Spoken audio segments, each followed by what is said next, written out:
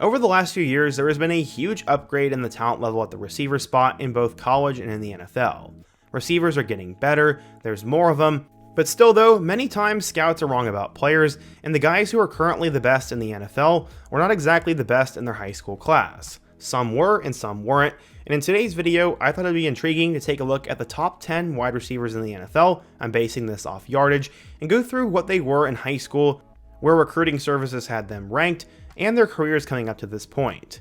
But before we get started, if you're a big fan of college football, be sure to subscribe to the channel, leave a like if you want to support today's video, and let me know what player, team, topic, or situation I can cover next.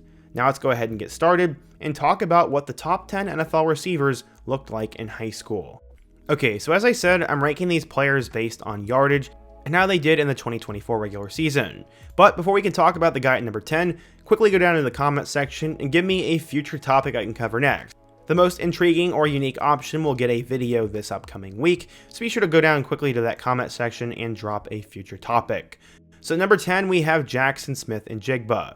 He technically finished 12th in yardage, but I'm not going to count Trey McBride or Brock Bowers because they are tight ends. Smith-Njigba ended up catching 100 passes for 1,130 yards and 6 total touchdowns. Back in high school, he was doing similar things, as he was born in Nacogdoches, Texas, but attended Rockwall High School in Rockwall, Texas, and played on varsity as a freshman, catching 8 passes for 105 yards. As a sophomore in 2017, he had 83 catches for 1,328 yards and 9 scores, and then in 2018 he got even better. He ended up having 97 catches for nearly 1,900 yards and 20 scores, as well as also running the ball. His senior year in 2019, he once again put up crazy numbers, having this time 2,200 yards and 35 touchdowns. He ended up being the best player in the Dallas-Fort Worth area, was named the Gatorade Texas Football Player of the Year, an All-American, and a 5-star recruit. He became the second best wide receiver recruit in the country, the second best in the state of Texas, and chose to go to Ohio State, where he had a tremendous career, having 109 total catches for 1,700 yards and 10 touchdowns, but dealt with an injury in 2022, and then he ended up getting drafted in the first round in 2023. At number 9, we have Ladd McConkey, who is a rookie. I was kind of surprised to see he did this well, as he ended up catching 82 passes for 1,149 yards and 7 total touchdowns with the Los Angeles Chargers. Going back in time, he was born in Chatsworth, Georgia, and attended North Murray High School in Chatsworth, where he became an all-state star and actually made the varsity team as a freshman. He played everything for that school, as he was a quarterback, running back, defensive back, and punter, but spent most of his time as an all-purpose player catching the football. As a sophomore, he caught 30 passes for 388 yards and 3 touchdowns. In his junior year in 2018, he spent most of his time as a rushing quarterback, having nearly 900 yards and 1,800 passing yards. He's also a kick return specialist, and in terms of his recruitment, he didn't get many offers, but at the very last moment, Georgia came in and plucked him away. His senior year, he ended up having over 3,000 all-purpose yards and 36 total touchdowns, and was named the Offensive Player of the Year. As I said, he ended up going to Georgia and finished his high school career rated as a 3-star recruit in the class of 2020 and the 126th best player in the state of Georgia. Georgia was the only Power 5 school to offer him, and ended up working out for him pretty well, as Ladd McConkey spent 4 total years at Georgia with a redshirt, finishing with 119 catches for 1,700 yards and 14 touchdowns. He was eventually drafted by the Los Angeles Chargers in the second round, and it looks like he was a steal. At number 8, we have CeeDee Lamb.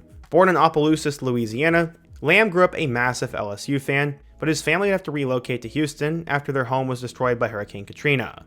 While there, he attended John and Randolph Foster High School, where he became one of the best players in the entire state. As a sophomore in 2014, he caught 18 passes for 300 yards. In his next year as a junior, he caught 57 passes for 1,000 yards and 11 scores.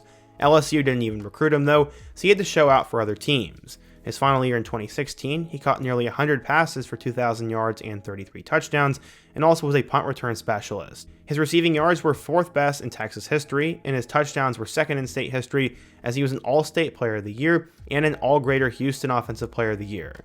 By the time he had graduated, he decided to go to Oklahoma over Alabama and Texas, and he was ranked as a 4-star recruit and one of the top players in the country. CeeDee Lamb only ended up spending 3 years at Oklahoma, as he caught 173 passes for 3,292 yards and 32 touchdowns before getting drafted with the 17th overall pick in the first round in 2020 by the Dallas Cowboys. This past year in 2024, Lamb caught 101 passes for 1,200 yards and 6 total touchdowns, and he's one of the brightest and best receivers in the league. Okay, so our next guy is going to be Malik Nabers. This year, as a rookie for the New York Giants, Nabers caught 109 passes for 1,204 yards and 7 total touchdowns. Going back in time, he was born in Lafayette, Louisiana, and he was another receiver who started out his high school career in one place and transferred to another. He originally attended Ovicomo High School in Lafayette before transferring to Southside High School in Youngsville, Louisiana for his senior season. His first few years, Malik didn't make much of an impact, as he did not see the field as a freshman, but in 2018 as a sophomore, he ended up breaking out a bit. In 2019, Malik Nabers would explode, catching 58 passes for 1,223 yards and 21 touchdowns. Following that, he would transfer to Southside for his final season, but of course everything went wrong that year. On top of all the restrictions on football, his transfer waiver was denied right before the season started, and he could not play football at all. He ended up originally committing to Mississippi State and was supposed to be the Bulldogs' next great receiver, but at the end of it, he decided to flip to LSU and was listed as a 4-star recruit and one of the top players in the state. Like Lamb, he'd only end up playing 3 years at LSU, as he broke out in 2022 with 72 catches for 1,000 yards, and then in 2023 alongside Jaden Daniels, he caught 89 passes for 1,600 yards and 14 touchdowns. He went over 3,000 yards in his career and had nearly 200 catches, and then was drafted into the NFL with the 6th overall pick by the New York Giants. It looks like he was a complete hit, and he'll be a good player for years to come, I bet. At number 6, we have to talk about Jeudy. We've been hearing about him for quite some time, but this year with the Cleveland Browns, Jeudy would end up catching 90 passes for 1,229 yards and 4 total touchdowns.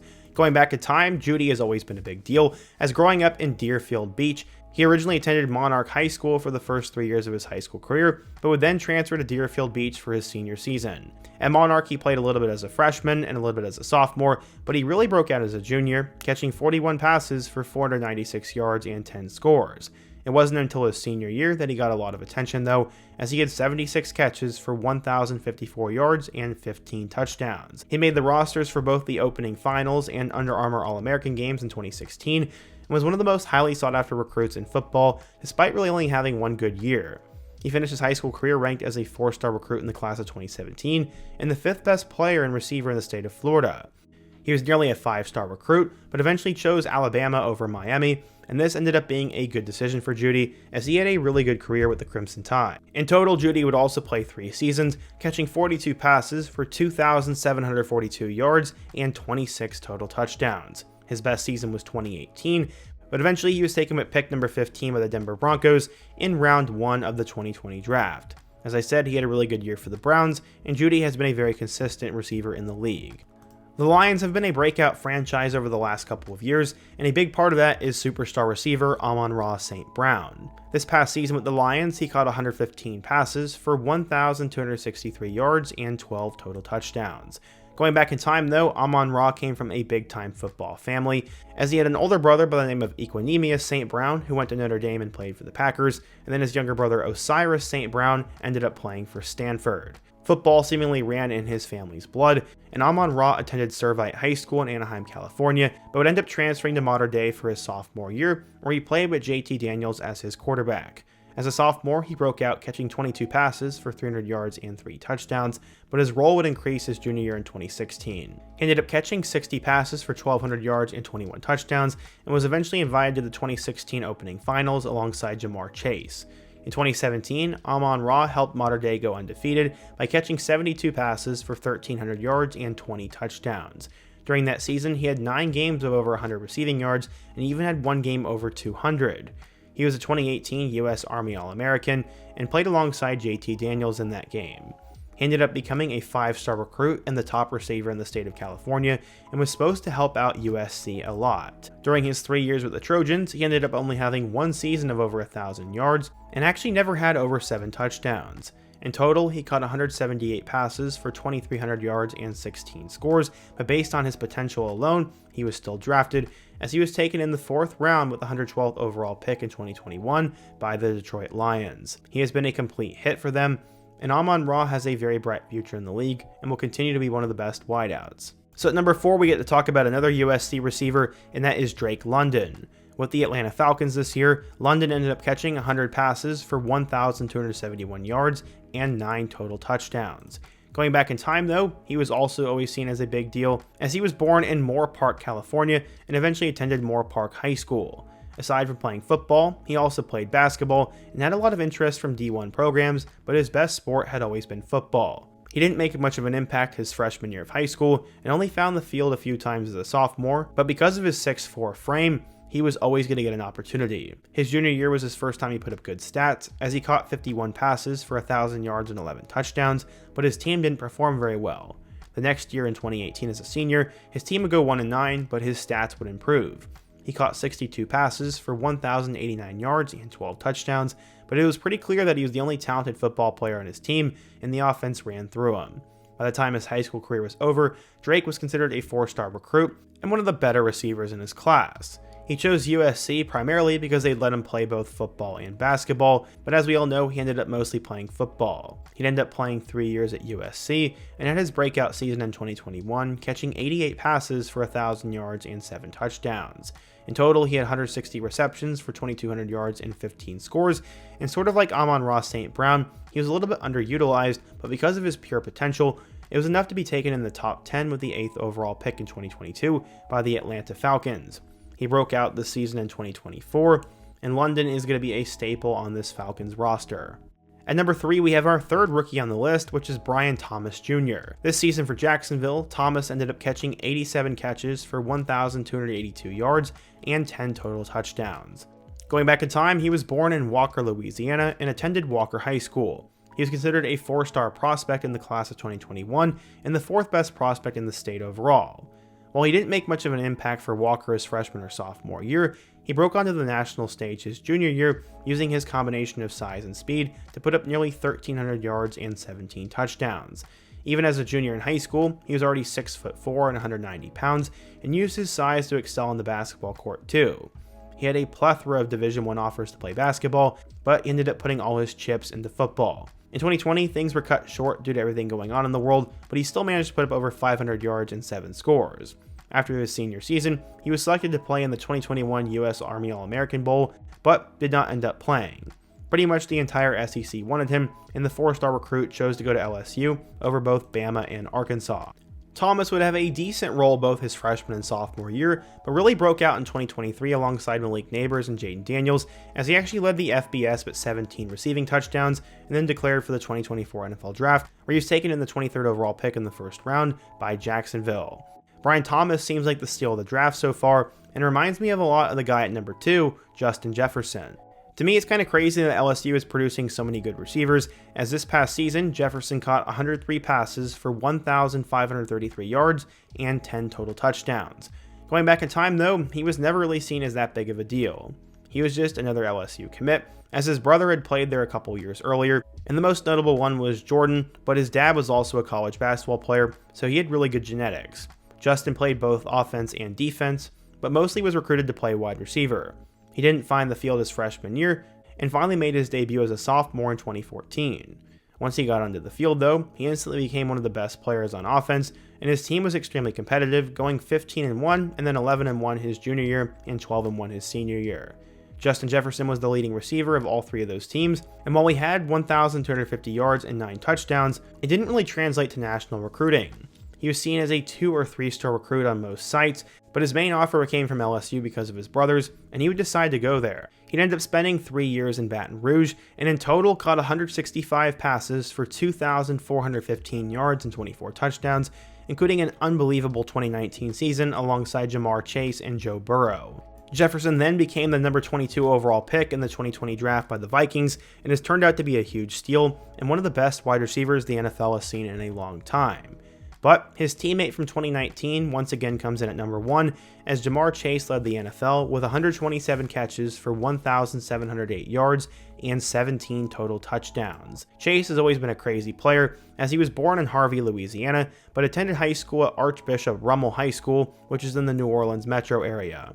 This is where Christian Fulton went to high school, and he ran both track and field during his time there, but his best impact was made in football. He made his official debut on the roster as a sophomore in 2015 before solidifying his spot on the team his junior year, earning Division All-Offense MVP, and he was also invited to the opening, where he caught passes from Trevor Lawrence and Justin Fields. As a senior, he had put up over 1,000 yards and 15 touchdowns, and in total had nearly 2,500 yards and 30 touchdowns in his career. He's one of the top receivers in the country, and had a really weird recruitment, and at one point was actually committed to Kansas, but ended up at LSU as a 4-star recruit. Chase would arrive at LSU in 2018, catching 3 touchdowns, but blew up in 2019, having 84 catches for 1,780 yards and 20 touchdowns. He was probably good enough to be drafted in the top 5 as a sophomore, but he opted out of the 2020 season, and then was taken at pick number 5 overall by the Cincinnati Bengals in 2021. Chase has had a crazy impact for the Bengals, and is probably one of the best receivers the NFL has seen in quite some time. So yeah, honestly this list is weird. LSU tops off with 4 receivers, and USC also had 2 more. Ladd McConkey and Justin Jefferson were not very highly ranked coming out of high school, but pretty much everybody else was a 5-star or a 4-star with a ton of upside. For the most part, recruiting services got everything right, but there was a couple of gems that fell through the cracks, and what do you guys think? Be sure to let me know what surprised you down below, what type of video I should do next, and also before you go, don't forget to leave a like, subscribe if you're new, and check out all my other videos on the end screen. I hope to see you guys again soon, but until next time, peace.